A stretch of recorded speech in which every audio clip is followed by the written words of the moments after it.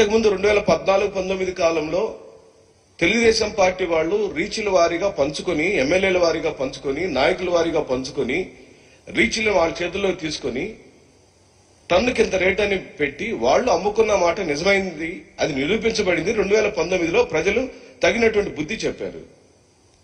ఈ రోజేమో అధికారంలోకి రావడానికి ఉచితంగా ఇసుక ఇస్తామని చెప్పి మాటిచ్చి, హామీ ఇచ్చి, మళ్ళీ ఇప్పుడు ఇదెందుకు ఈ కప్పదాటు రాజకీయాలు, ఈ కప్పదాటు పరిపాలన వ్యవహారాలు ఎందుకు ఈ దొంగ హామీలు ఇచ్చారని ప్రశ్నిస్తున్నాం.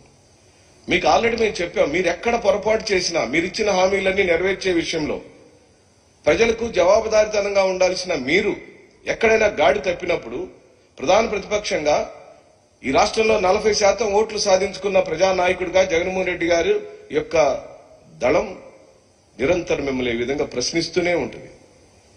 అది ప్రజలు ఇచ్చిన హక్కు, ప్రజల హక్కు. ప్రజలకు మీరు ఉచితంగా ఇస్తా అన్నారు, ఉచితంగానే ఇవ్వాలి. ఎలాగంటే నాకు నచ్చిన రీచ్లోకి నేను వెళ్లి ఇసుక తెచ్చుకుంటున్నప్పుడు ఆ సేంద్రేజల పేరుతోనో, ట్రాన్స్పోర్ట్ల పేరుతోనో, లేకపోతే మీరు చెప్పే మెయింటెనెన్స్ పేరుతోనో ఎక్కడ కూడా రూపాయి కూడా సామాన్యుడికి మీరు డబ్బులు భారం పెట్టకుండా ఉండినప్పుడు మాత్రమే అది ఉచితమైన ఇసుక సరఫరా అవుతుందని ఈ విధంగా మీ మధ్యలో నేను మనవి చేస్తూ, ఘోరమైన విశేషం ఏంటంటే ఈ సందర్భంగా మీకు ఈ విషయం చెప్పాలి.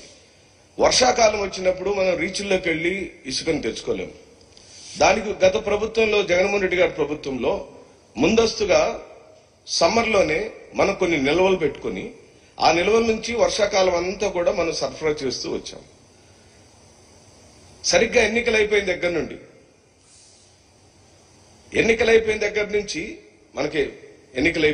నుంచి సమ్మర్లోనే ఉన్నాం, ఇప్పుడే వర్షాలు మొదలైనవి. ఈ మధ్యకాలంలో నిల్వ చేసిన ఇసుక డంపులు ఏమైనాయి అని అడుగుతున్నాం. ఒకవేళ నిల్వ చేసిన ఇసుక డంపుల్ని మీరు ప్రజలకు సరఫరా చేస్తుంటే ఈ 1245 రూపాయలు లేదా 1300 రూపాయలు, 1400 రూపాయలు ఎందుకు మీరు ఛార్జ్ చేస్తున్నారు? ఉచితంగా ఇచ్చేయాలి కదా. ఆల్రెడీ తెచ్చేసాం. ఎవరు తెచ్చారు? పోయిన ప్రభుత్వమే తెచ్చి స్టాక్ యార్డ్ లో ఇసుక పెట్టింది, అందుబాటులో ఇసుక ఉంది. దాన్ని ఎందుకు మీరు ప్రజలకు అమ్ముతున్నారని అడుగుతున్నాం. ఉచితంగా ఇచ్చేసేయాలి కదా. ఏదైతే ఆ ఛార్జెస్ అన్ని ఉన్నాయో అవన్నీ కూడా గత ప్రభుత్వంలో అది ప్రభుత్వం భరించి తీసుకొచ్చి స్టాక్ చేసినటువంటి ఇసుకని ఇప్పుడు ప్రభుత్వం ఉచితంగా సరఫరా చేయాల్సిన ఇసుకని డబ్బులు రేట్లు పెట్టి ఎందుకు అమ్ముతున్నారు మా ప్రశ్న. అలాగనే మా ప్రభుత్వం అయిపోయి మీ ప్రభుత్వం పవర్లోకి వచ్చినప్పుడు 80 లక్షల టన్నులు అందుబాటులో ఉందండి. మొత్తం రాష్ట్రం మొత్తం మీద 80 లక్షల టన్నుల ఇసుక స్టాక్ యార్డులలో అందుబాటులో ఉంది. ఇప్పుడు 45 లక్షల టన్నులు మాత్రమే ఉన్నట్టుగా ప్రభుత్వం చెబుతుంది. ఇప్పుడు ఈ జీవో వచ్చేప్పటికి జీవోలో వారు చెప్పినటువంటి నంబర్ ఎంతంటే 45 లక్షలు. ఆ 80 లక్షలకు ఈ 45 లక్షల మధ్యలో ఉన్న వ్యత్యాసం ఏమైందని అడుగుతున్నాం. అంటే సుమారుగా 35 లక్షల టన్నుల ఇసుక మాయమైపోయింది.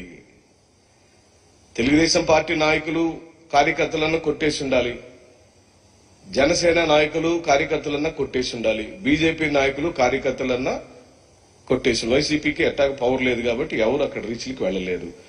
మౌలికంగా మీరు చెప్పిన జగన్మోహన్ రెడ్డి గారి ప్రభుత్వం దిగిపోయే రోజుకున్న 80 లక్షల టన్నుల నిల్వ ఈ రోజు మీరిచ్చిన కొత్త జీవోలో చూపిస్తున్న నిల్వకున్న వ్యత్యాసమైన 35 లక్షల టన్నుల ఇసుక, కోట్ల రూపాయలు విలువ చేసే ఇసుక ఎక్కడికి పోయిందని ప్రశ్నిస్తున్నాం.